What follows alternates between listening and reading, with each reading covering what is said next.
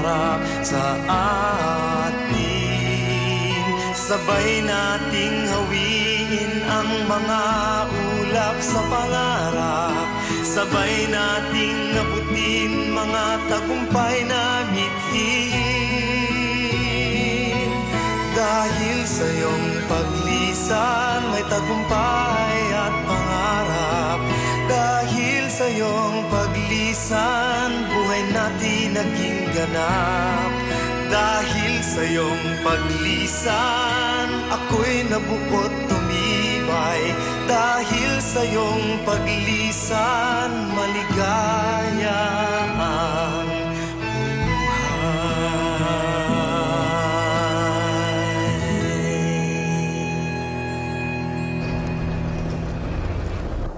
Kenji!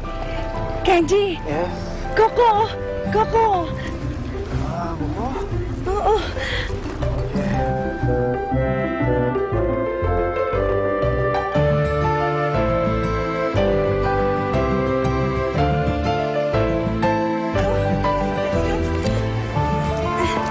Let's go. We're here. The party. Let's go. Andyan na nga! Andyan na nga! Ah, anak ko! Inay! Ang anak ko! Inay! Ay, anak! Ay! Ang anak ko! Ay! Ang anak ko! Dito na! Inay, si Kenji! Hi, Kenji! Welcome to the Philippines! So, welcome! Hello! Arigato! Arigato! Alam po. Ay! Tagmano! Nako! Magalang na! Manugangin ka! Ay, bless you! Bless you! Nako, anak! Ang ganda-ganda mo ngayon! Nako! Halika, pasok muna kayo sa loob. Inay, may handaan ho ba? Oo, naganda ako eh. Kasi yung mga kapitbahay natin gustong sumalubong sa'yo. Pinakain ko. Andiyan sila kapitana sa loob tsaka mga kasamahan ko sa simbahan. Halika kayo, pasok. Ay, eto na sila, oh. Eto na. Kapitana, eto na. Ay, eto na. Ay, ang anak ko, ang ganda. Ay, anak. Ilan ba sa ating mga kababayan ang nakapangasawa ng banyaga? Ilan din ba sa ating mga kababayan ang nangarap makapangasawa ng banyaga? Iba-ibang dahilan, pananaw at konsepto kung bakit mas pinipili nila ang mga ito kaysa kapwa Pilipino. Sa ilang libong OFW, 10% dito ay nakapangasawa ng banyaga. Maring kapalaran, pag-ibig at seguridad ang naging dahilan. Sa kwento natin ngayong gabi, tunghayan natin ang kwento ni Anna, isang entertainer sa Japan. Isa siya sa ating mga kababayan na naniniwalang ang katuparan ng kanyang mga pangarap ay masasagot sa pamamagitan ni Kenji, isang Hapon. Nainggit nga ako dito sa nanay mo eh. Sabi ko nga eh, sana singbait at singsipag mo ang anak ko. Abay, hindi biro itong nagawa mong ipag-ayos mo tong bahay nyo at mabilang mo ng sariling lupa ang kapatid mo, ha? Malaki rin naman ho ang naitulong sa amin ni Kenji eh. Mukha naman talagang napakabait ng mapapangasawa mo. Doble swerte mo, no? Swerte ka na sa anak mo. Maswerte ka pa sa mamanugangin mo. Siyempre naman. Ana, ang totoo eh, may hihiin sana akong pabor sa'yo. Alam ko, kakarating nyo lang at naghahanda na kayo sa kasal nyo. Ayoko na sana kayong istorbohin, kaya anak,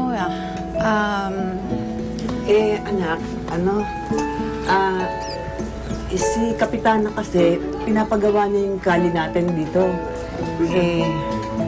Manghihingi sana siya ng donasyon sa'yo. Oo, sana.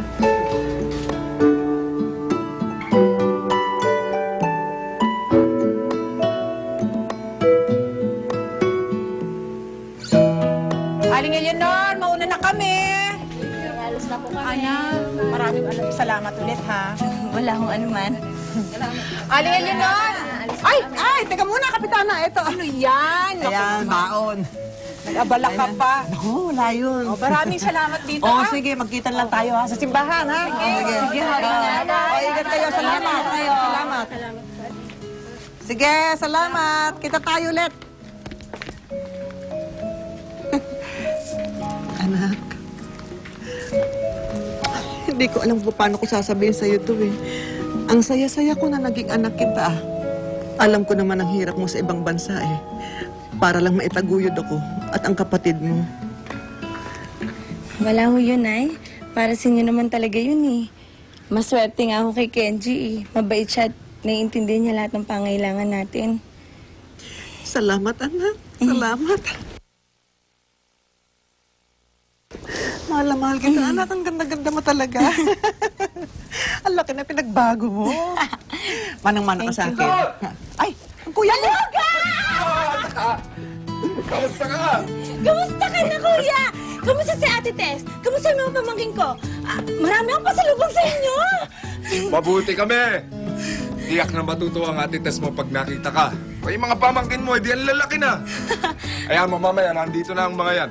O teka, asa na yung babayawin ko? Nagpapahinga na eh. Oh, kamusta na yung lupang binili ko?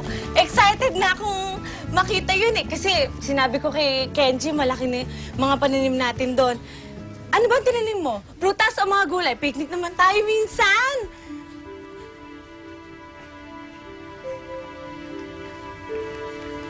Inay.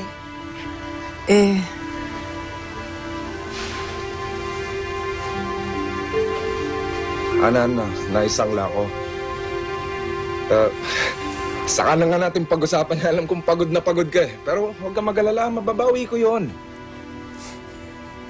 Kuya naman eh. Anak, pumayag na rin ako kasi sabi nga ng kuya mo, mababawi naman. Sigurado to, anak. Teka, Inay. Eh, di ba malimit naman tayo magsulatan? Bakit hindi niyo malang nabanggit sa akin to? Sasabihin naman sa'yo, pero...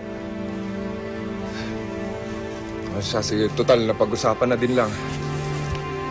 Anak, may pinasok akong negosyo. Sigurado ang kita rito. Mas dodoble ang kita natin. Alam mo, ayoko naman kasing umasa na lang ng umasa sa pagsasaka. At saka, ayaw din naman namin na lagi na lang umaasa sa'yo. Eh, nagbakasakali kami na ito na yung paraan. Eh, total, marami namang nagtatagumpay sa negosyong to. Anong negosyo? Networking. Pamilyar ka ba doon?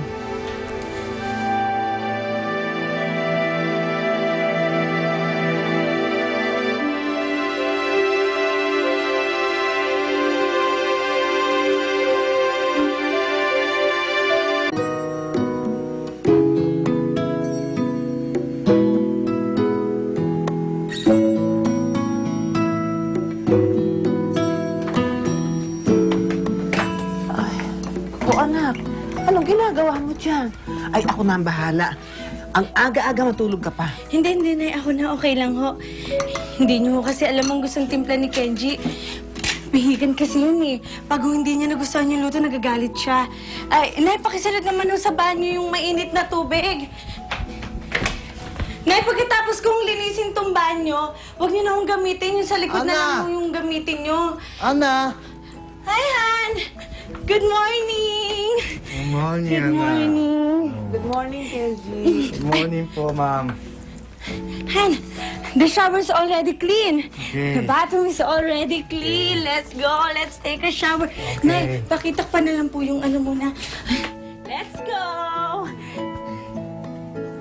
So clean. Hot say, ne?